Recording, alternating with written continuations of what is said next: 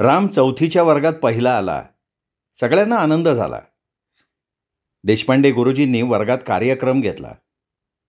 संपूर्ण शाळा मोठ्या वर्गात बसली. सगळे शिक्षक फळ्याच्या भिंतीला खुर्च्या लावून बसलेले. चौथीच्या वर्गाला हा निरोप समारंभच होता. आता ही मुलं उद्यापासून हायस्कूलला जाणार, मोठ्या शाळेत.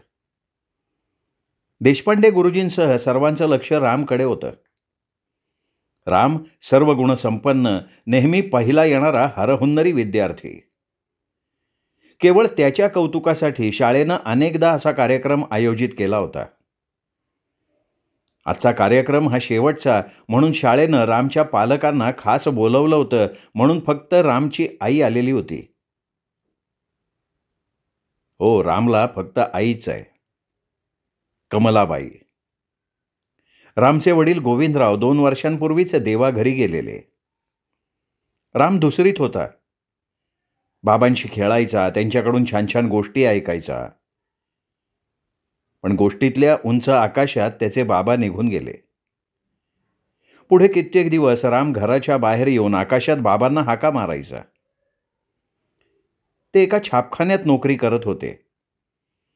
मजुरी खूप कमी मिळायची, पण तरीही अक्षरांच्या व्यवसायातला शुद्धपणा, बिनचूकपणा त्यांच्या अंगी होता.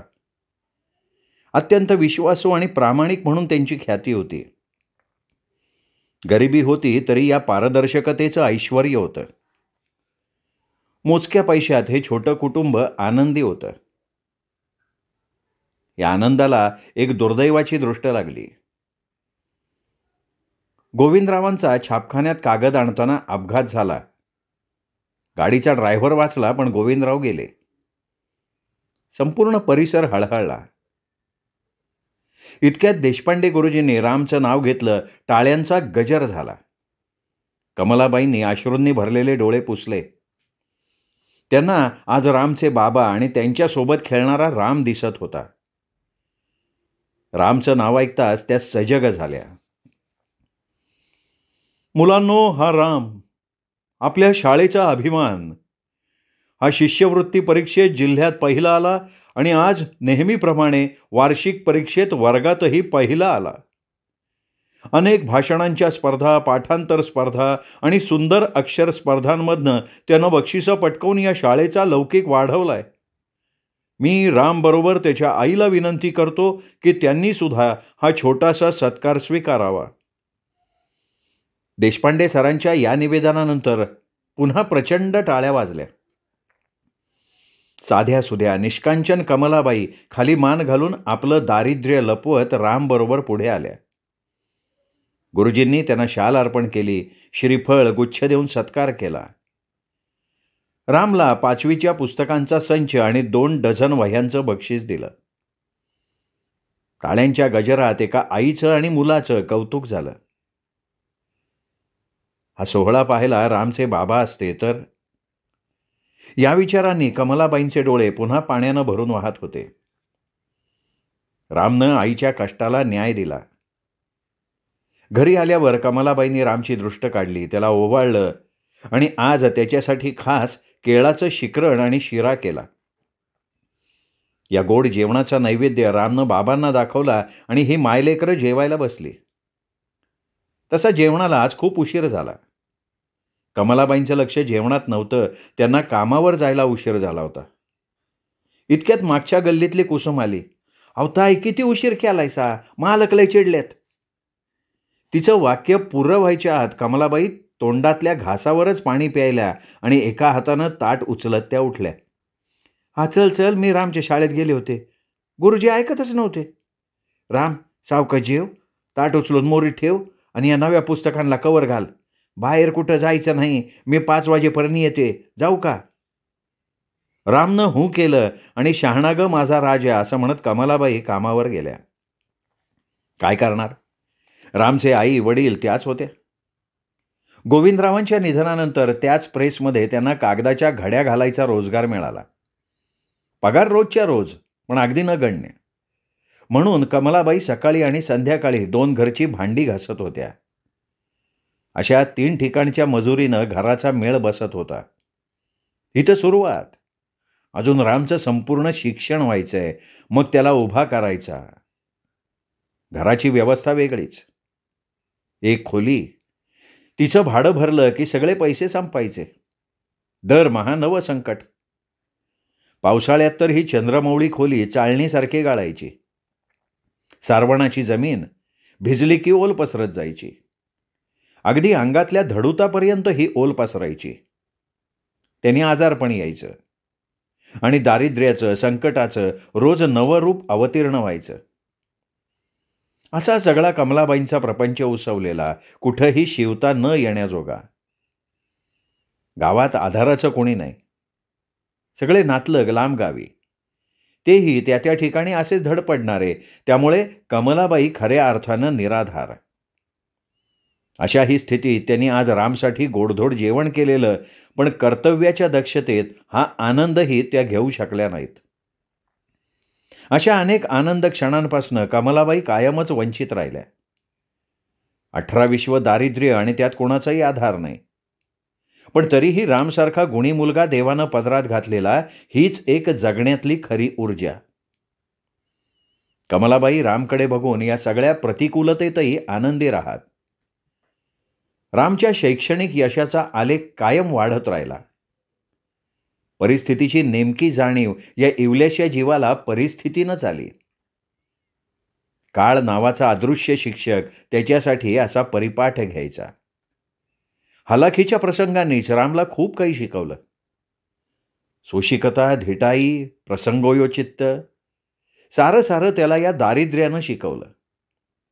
त्याला कष्टाळू प्रेमळ आई लाभली. यशाच्या शिखरावर त्याला हेच संचित घेऊन गेलं. अत्यंत साधा राहणारा राम दिसायला छान, एकदम हुशार. त्याच्या ज्ञानाची तेजस्वी आभा त्याच्या चेहऱ्यावर सदैव पसरलेली. सर्वांना हवा हवासा वाटणारा हा मुलगा 10वीच्या परीक्षेत चमकला आणि बोर्डात 14वा आला, जिल्ह्यात पहिला. पेपरचे रकाने भरून आले. कोणताही खाजगी क्लास नाही, कोणतीही विशेष सुविधा नाही. त्याच चंद्रमौळी खोलीत त्यांनी हे यश संपादन केलं. पुन्हा सत्कार, पुन्हा बक्षीस. यावेळी थोडासा आर्थिक आधारही मिळाला. बक्षिसांच्या रकमेतनं कमलाबाईंनी अनेक जुनी देणी भागवली. रामला नवे कपडे शिवले. पावसाळ्यात कमी पडायच्या म्हणून घरात 2 प्लॅस्टिकच्या बादल्या आणल्या. किरकोळ किराणा आणि 2 छोटी पातेली. या 2 रंगीत बादल्यांनी घर उजळल्यासारखं झालं. संपले बक्षिसाचे सगळे पैसे संपले आणि पुन्हा सुरू झाला नेहमीचा जीव घेणा प्रवास. रामच्या पुढच्या शिक्षणाला त्याच्या या बोर्डातल्या यशाचा फायदा झाला. त्याला चांगल्या कॉलेजला प्रवेश मिळाला. फीमध्ये अनेक सवलती मिळाल्या आणि मोठे मोठे प्रश्न सहज सुटले. अगदी MA पासून BEd पर्यंत रामची यशोगाथा त्याच गुणवत्तेनं झळकत राहिली. पण छोटे प्रश्न तसेच राहिले. पोटात प्रत्यक्ष अन्न, अंगावर वस्त्र हे खरं तर मोठे प्रश्न होते, पण या शैक्षणिक आव्हानात त्यांचा विसर पडला. कधी उपासमार तर कधी अत्यंत काटकसरीनं हातमिळवणी करून दिवस साजरे होत होते. केवळ कधीतरी आपला सूर्य उगवणार या आशावादावर कमलाबाई खपत होत्या आणि दिवसेंदिवस खचतही होत्या. अपार कष्ट सोसल्यानं शरीरही अत्यंत कृश झालेलं. नेहमीची किरकोळ आजारपणं अंगावर काढून त्यांच्या सोशिकतेचीही नियती अंत पाहत होती. केवळ रामच्या भविष्यावर मदार ठेवून त्या हे सगळं दुःख सोसत होत्या. आता तर घरभाड्याबरोबर डॉक्टरांचंही देणं थकलं. राम फावल्या वेळात एका वकिलाकडे जाऊन त्यांची कामं करत होता. त्यातून मग परिस्थिती पुन्हा मार्गावर यायची आणि नव्या दिवसाची सुरुवात व्हायची. गायत्री मंत्र म्हणून कमलाबाई सूर्याचं दर्शन घ्यायच्या. तुझीच सारी सृष्टी देवा, आता तरी सुदीन दावा, असं म्हणून त्या सूर्यबिंबाकडे एकटक पाहायच्या. आणि खरंच त्यांच्या श्रद्धेला यश आलं आणि एक दिवशी पहाटे नोकरीच्या शोधात गेलेला राम घरी परत आला. आईला वंदन केलं आणि मागे वळून सूर्याचं दर्शन घेतलं. आता बाबांच्या फोटोला नमस्कार केला आणि खिशातनं खडीसाखरेची पुडी काढली. बाबांना आणि देवाला खडीसाखर ठेवली, आईला प्रसाद दिला आणि पुन्हा नमस्कार करून गोड बातमी सांगितली. हो, रामला नोकरी लागली. एका मोठ्या खाजगी संस्थेच्या नामवंत कॉलेजात तो प्राध्यापक म्हणून रुजू झाला. खरंच कमलाबाईंच्या दारात सूर्य नवी पहाड घेऊन आला. त्यांचा सूर्य आज उगवला होता. जवळजवळ 25 वर्षांनी ही सोनेरी किरणं या झोपडीत पडली होती. सगळे प्रश्न मिटले. राम शहरात गेला. रविवारी घरी यायचा. शेवटच्या रविवारी पगार द्यायचा. पहिल्या पगारात त्याने आईसाठी 4 साड्या आणि भरपूर खाऊ आणला. आईला चांगल्या डॉक्टरांच्याकडे घेऊन गेला. अनेक जुनाट आजार आता पळून जायला लागले. उत्तम उपचार झाले. कमलाबाईंच्या चेहऱ्यावर समाधानाचं हास्य पसरलं. त्या कृतकृत्य झाल्या. आता छापखाना नाही, कागदांच्या घड्या नाहीत, थंडी वाऱ्यात कधी पावसाळ्यात कोणाच्या परसात भांडी घासायची नाहीत, कोणाकडे हात उसणं मागायचं नाही, काही नाही. आता फक्त सुख सुख आणि सुखच. रामच्या गलेलठ्ठ पगाराचा एक चतकोरही त्यांना संपायचा नाही, कारण इतके खडतर दिवस पाहिलेल्या दोघांनाही कशाचाच सोस नव्हता. त्यांच्या सुखाच्या कल्पनाच वेगळ्या होत्या. राम मित्रांनाही सांगायचा, 40 रुपयांच्या बनियननं घाम टिपला जातो, 4000चं बनियन म्हणजे प्लॅस्टिक, त्याने त्वचेचा विकार होईल. ही साधी राहणी कशी श्रेष्ठ आहे आणि किती योग्य आहे हे तो उत्तमरित्या पटवून द्यायचा. त्याच्या या विचारांचा प्रभाव अनेक विद्यार्थी आणि मित्रांवर पडला. रामचा लोकसंग्रह आणि मित्रपरिवार छान बहरायला लागला. अशाच एका रम्य क्षणी रामचे प्राचार्य सदानंद अचानक रामच्या रूमवर आले. राम एकदम चकित झाला. सरांचं स्वागत केलं. तसे सर गेल्या काही दिवसात रामच्या फारच संपर्कात राहिले. ही जवळीक रामला अनाकलनीय होती आणि आज अचानक असे थेट रूमवर ते आल्यामुळे रामला आश्चर्य वाटलं. याच आश्चर्यानं राम सरांना म्हणाला, आज अचानक यावेळी सर, म्हणजे सर काही विशेष? सर हसले आणि म्हणाले, नाही काही नाही, बस तुम्हाला निवांत भेटायचं होतं. तुमचं माय मराठी हस्तलिखित फार आवडलं बरं का. मराठी वाङ्मय मंडळाचं तुमच्या येण्यानं पुनरुत्थान झालं. बाकी अगदी अल्पावधीत तुम्ही विद्यार्थी प्रिय झालात. तुमच्या सगळ्या प्रोजेक्टवर संपूर्ण कॉलेज आणि विशेष म्हणजे संस्था प्रमुख मंडळी बेहद्द खुश आहेत. Good good, genius. अहो त्यात काय सर? सर हे तर माझं काम आहे. सर एक सांगू का तुम्हाला, शिक्षक हा उत्तम आणि आदर्शच असावा. आदर्श शिक्षक, कर्तव्यदक्ष पोलीस अधिकारी, आदर्श माता हे पुरस्कार होऊच शकत नाहीत. या व्यक्तींनी तसं असायलाच हवं. दुर्दैवानं असा सुसंस्कृत आणि कर्तव्यदक्ष एखादा सापडतो म्हणून या संज्ञा जन्माला आल्या. सर बघा ना, तेजोभंग ही कल्पना किती खुळी आहे. ज्याचा भंग होतो ते तेज कसलं. रामच्या या वाक्याला वाहवा म्हणत सर म्हणाले, बाकी तुमच्या विचारांची दिशा सुद्धा किती नेमकी आहे, सुसंगत आहे. खरंच या जाणीवा किती महत्त्वाच्या आहेत. दिवसेंदिवस बोथट होत जाणाऱ्या या गोष्टी अशा पुरस्कारांनीच प्रोत्साहित कराव्या लागत आहेत, हे काळाचं दुर्दैव म्हणावं लागेल. गुड गुड, तुमचा अप्रोच मला नेहमी आवडतो. एनिवे, माझं एक खाजगी काम होतं तुमच्याकडे. येस सर, बोला ना, मी अगदी सहज करेन. रामनं सरांना बोलायला उद्युक्त केलं. हे बघा मिस्टर, मला तुम्ही राम म्हणा सर. तसे तुम्ही मला अगदी मुलासारखे आहात. तर मी काय म्हणत होतो, आता थोडं स्पष्टच बोलतो. आमची मुग्धा तुम्हाला माहितीच आहे. येस सर, खूप हुशार, चाणाक्ष आणि जिज्ञासू. तिला तसाच हुशार चाणाक्ष मुलगा शोधतोय आम्ही. सर मी सुद्धा त्या कामी तुम्हाला मदत करीन. नाही नाही, कारण तो शोध लागलाय. मुलगा माझ्या समोर बसलाय. तुमची काही हरकत मिस्टर राम? सर सर अहो हे फार विसंगत होईल. मी म्हणजे माझ्या घरची स्थिती, स्टँडर्ड ऑफ लिव्हिंगचा, आमच्या कल्चरचा खूप त्रास होईल त्यांना. मी जरी सेटल झालो असलो तरी खूप आव्हानं आहेत. घरापासून संपूर्ण प्रापंचिक वस्तू सगळीच घडी बसवायची आहे सर. सध्या तरी आमच्याकडे काहीच नाही. स्पष्टच सांगायचं म्हणजे आम्ही एका झोपडीवाजा खोलीत राहतो.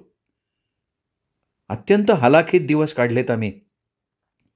या सगळ्या वास्तवाशी जमवून घ्यायचं म्हणजे खूपच कसरत आणि घुसमट होईल त्यांची. रामच्या या खुलाशावर सरांनी एक हलकंसं स्मित केलं आणि रामला समजावत ते म्हणाले, तुमचे हे सगळे प्रश्न मी लग्नापूर्वी सोडवतो, मग तर झालं. म्हणजे काय सर? या शहरात मी तुम्हाला 4 ते 5 रूम्सचा फ्लॅट घेऊन देतो. शिवाय मुग्धाला संसारासाठीच्या संपूर्ण वस्तू भेट देणार आहोत आम्ही, अगदी तव्यापासून डायनिंग टेबलपर्यंत. माझी एकुलती एक मुलगी आहे. इतकंच काय, ती माझ्या संपूर्ण प्रॉपर्टीची एकमेव वारस आहे. मिस्टर राम, तुम्ही अगदी निश्चिंत राहा. तुम्हाला धरून मला आता 2 मुलं आहेत असं मी मानतो. Please don't take it otherwise. पण पण सर. आता काय पण? सर, गावी माझी आई असते. अहो त्यात काय, त्यांनाही इकडे घेऊन यायचं. नाहीतरी आता तिकडे तुमची इतर काही स्थावर नाही आहे, तेव्हा तिथे राहण्यात तरी काय मतलब आहे, नाही का? यावर राम काहीच बोलला नाही. त्याचं मन त्याच्या गावात अडकलं होतं. पण ही द्विधा मनस्थिती त्याला कोणत्याच शब्दात बांधता येईना. हे सारं सोडून तो एकदम सरांना म्हणाला, सर, हे सगळं खरं आहे. करता येतील या सगळ्या ॲडजस्टमेंट्स. पण महत्त्वाचा मुद्दा म्हणजे मुग्धाशी तुम्ही या बाबतीत बोललाय का? म्हणजे तिची पसंती वगैरे? काय हे मिस्टर राम, तिच्याशी बोलून तिचा निर्णय ऐकूनच मी आलोय. तिला मी सजेस्ट केलं आणि अगदी मनातलं बोलल्याप्रमाणे एका क्षणात तिने होकार दिला. तुमची ती फॅन आहे, तिला खूप आनंद झाला. ओके सर, तर मग काही हरकत नाही.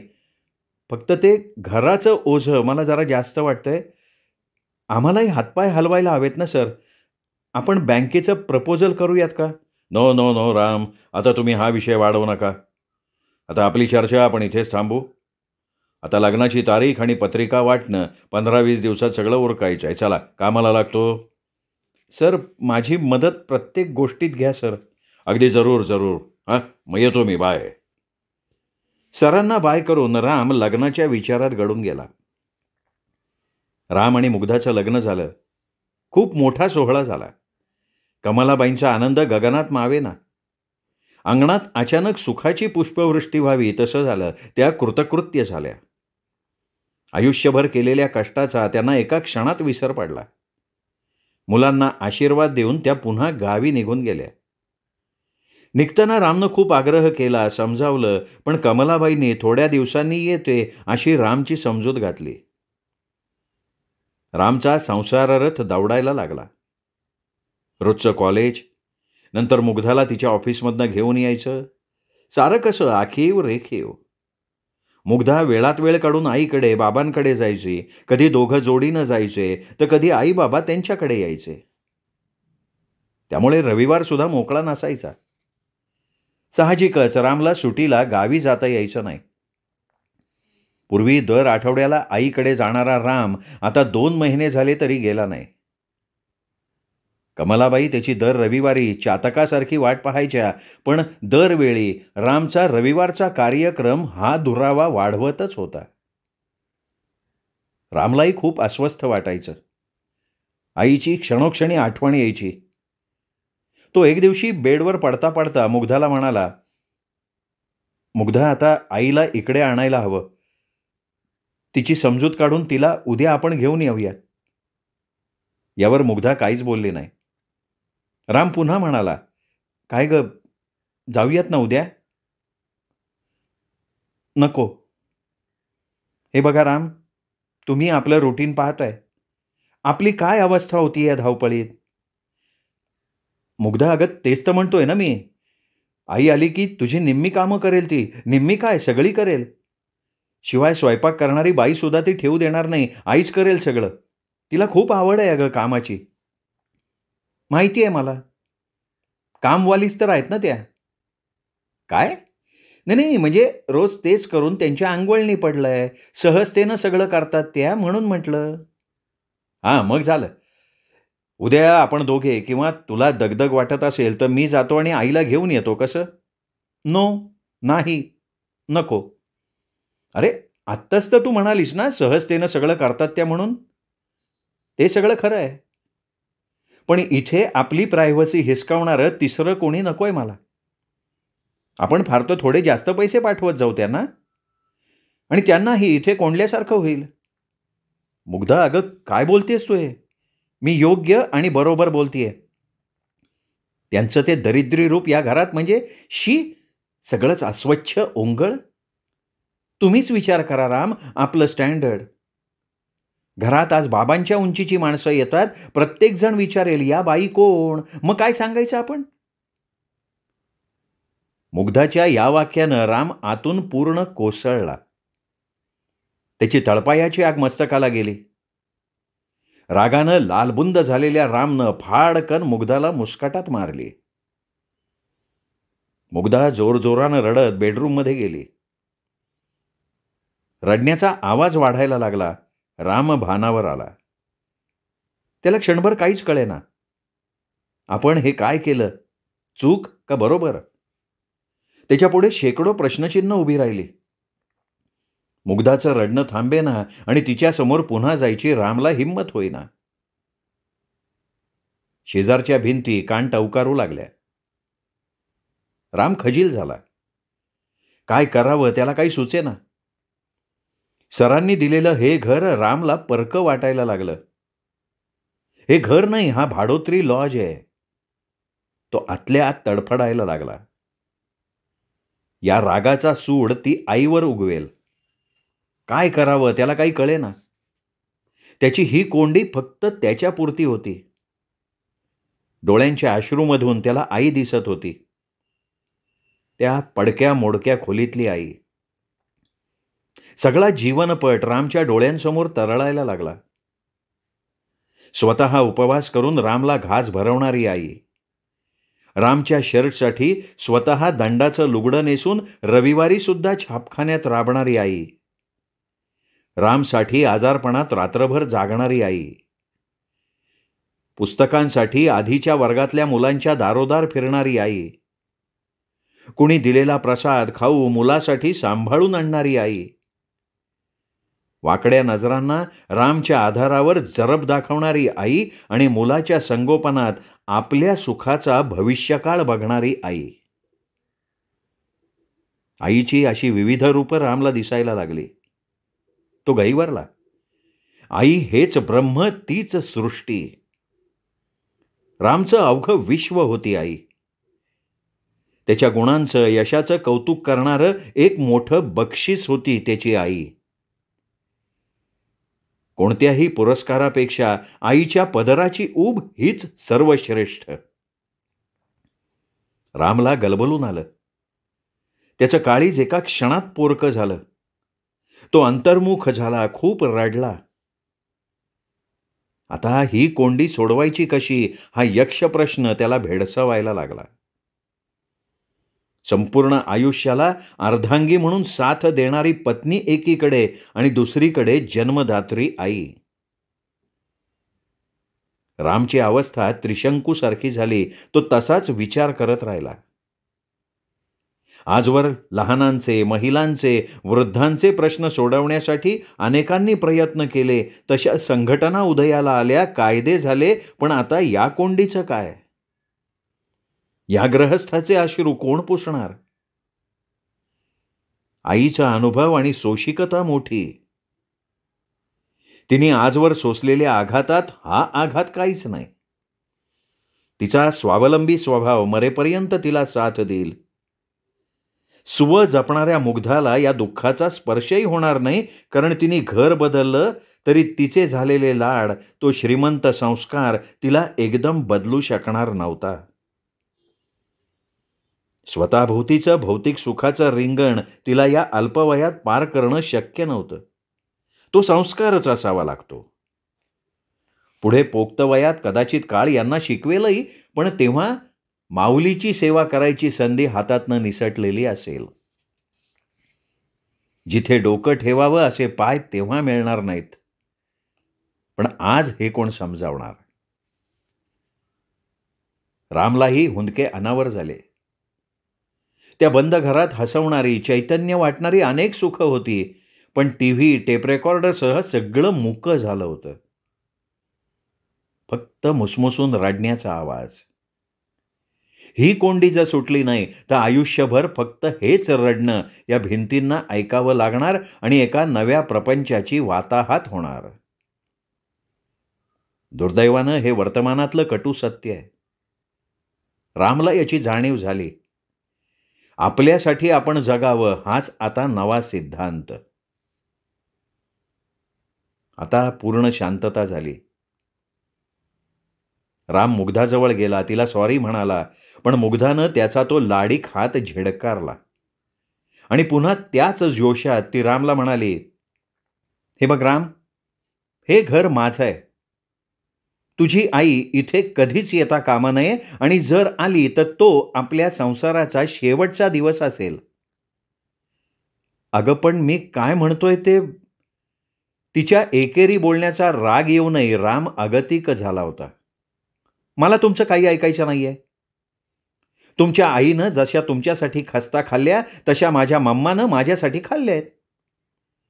परिस्थिती वेगळी असली तरी वात्सल्य तेच असतं ना मिस्टर राम. अगं पण मी कुठे तशी हरकत घेतोय. आई आईच असते, पण मग आपलं कर्तव्य काहीच नाही का? नाही. हे बघा राम, आपलं करिअरचं वय परत येणार नाही. अगं पण आईसुद्धा एकदा गेल्यानंतर परत येणार नाही आणि तिचा काय त्रास आहे आपल्याला. त्यांचं इथं येणं हाच त्रास आहे. तुला कळत कसं नाही राम. त्या आल्या ना घरात की त्यांच्या रेंजची माणसं येतील आपल्या घरी. तशाच फाटक्या शेजाऱ्यांशी त्या मैत्री करतील. तुझ्यासारख्या त्या या सुखांना स्वीकारणार नाहीत आणि मग आपलं स्वच्छंदी जगणं क्षणाक्षणाला त्यांना टोचत राहील. धड आपल्याला जगता येणार नाही नीट आणि त्यांनाही नीट जगता येणार नाही, तेव्हा त्यांना इथं आणायचं नाही म्हणजे नाही. नो. अगं पण मीही कित्येक दिवस भेटलेलो नाही तिला. मग जा, तुम्ही भेटून या, पण उद्याच्या उद्या परत या.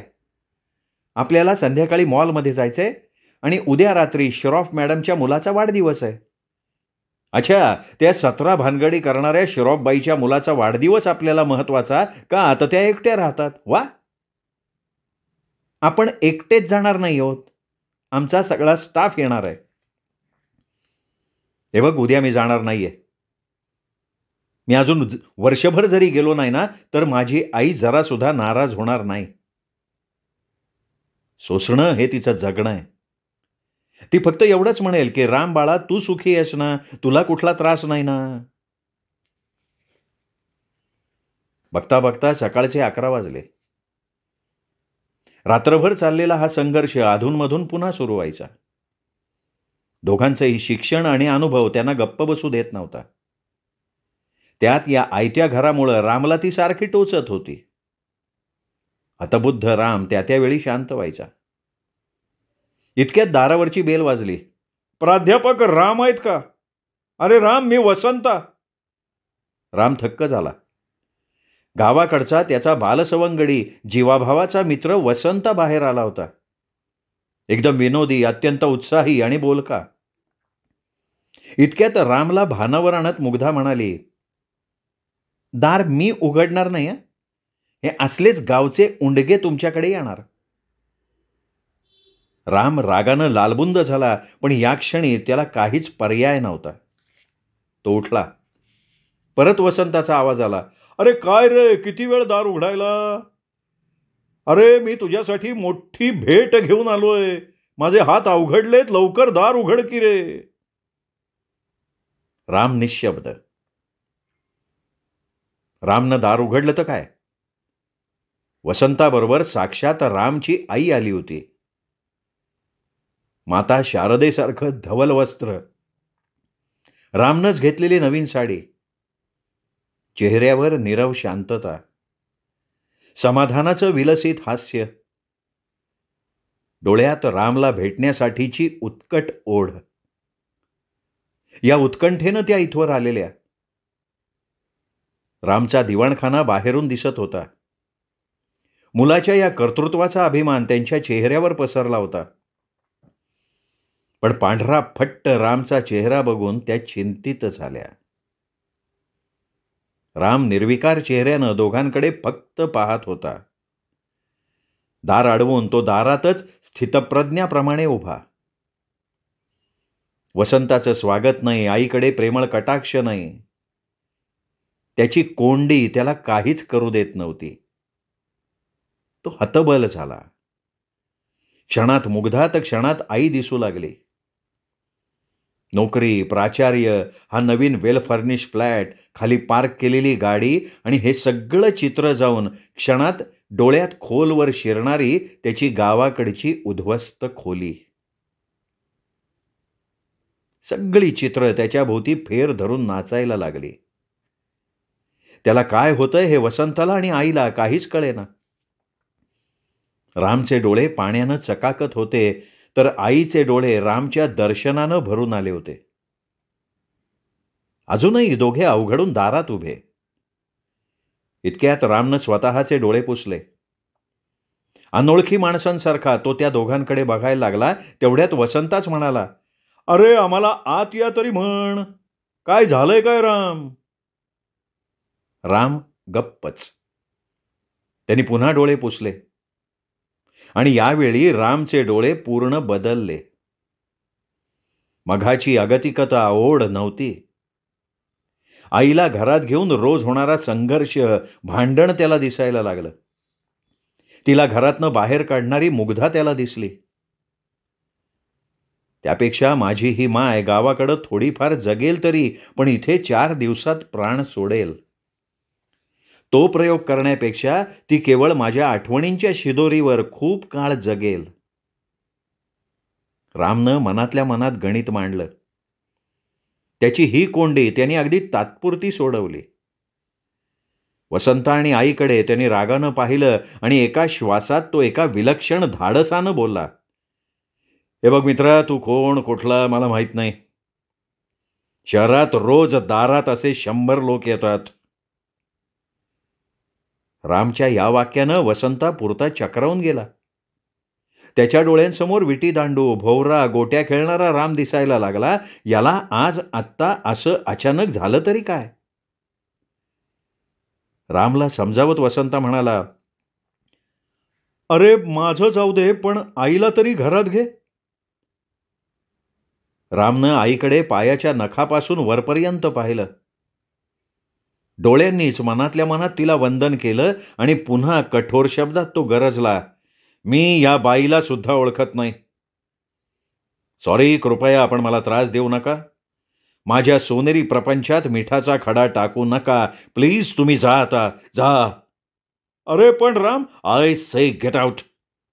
जा तुम्ही." रामचा तो रागीट चेहरा, तो निर्धार पाहून वसंता पूर्ण खचला. कमलाबाई तर पुरत्या कोसळून गेल्या. दोघांनी रामकडे पाहिलं, पण राम दार लावत होता. फक्त 2 इंच फट राहिली होती. आईनं मुलाचा चेहरा पाहिला आणि तिला सगळं काही लक्षात आलं. रामचे हजारो चेहरे पाहिलेल्या त्यांनी हा असा रामचा चेहरा कधी पाहिला नव्हता. रामच्या चेहऱ्यावर त्यांना खूप काही दिसलं. अगतिकता, ओढ, उसना राग, तडजोड, भीती, असंख्य भावभावनांची कोंडी त्याच्या चेहऱ्यावर पसरली होती. कमलाबाईंनी पिशवी उचलली आणि जड पावलांनी त्या वसंताबरोबर गावाला निघून गेल्या. रामच्या चेहऱ्याच्या आठवणी त्या कशाबशा दिवस काढायला लागल्या, पण राम मात्र एकही क्षण आईच्या शिवाय जगूच शकत नव्हता. दारातून हकललेली आई त्याला घरातल्या प्रत्येक संघर्षात दिसत होती. या बिलोरी घरात त्याला गावाकडची चंद्रमौळी झोपडीच सोबत करत होती. त्यानं चुटकीसरशी सोडवलेली कोंडी ही फक्त अनिवार्य तडजोड होती, कारण त्याच्या मनात खोलवर आत रुतून बसलेली खरी कोंडी कोणालाच दिसत नव्हती. ती कोंडी सोडवण्यासाठी आता कोण मार्ग काढेल, कोण जाणे. श्रोते हो, ही होती लक्ष्मीकांत रांजणे लिखित कथा कोंडी. कथा कशी वाटली हे कमेंट करून कळवा. कथा तुम्हाला आवडली असेल व्हिडिओ लाईक करा, मित्रपरिवारात नातेवाईकात शेअर करा आणि हो, चॅनल सबस्क्राईब करायचं राहून गेलं असेल तर प्लीज आत्ता वरती उजव्या बाजूला जो माझा फोटो दिसतोय त्या फोटोला क्लिक करा आणि चॅनल सबस्क्राईब करा. पुन्हा भेटूयात अशाच उत्तम कथा ऐकण्यासाठी दीपक रेगे कथाकथन चॅनलवर, कारण दीपक रेगे कथाकथन चॅनल म्हणजे कथा आनंदाचा अत्युच्च ठेवा.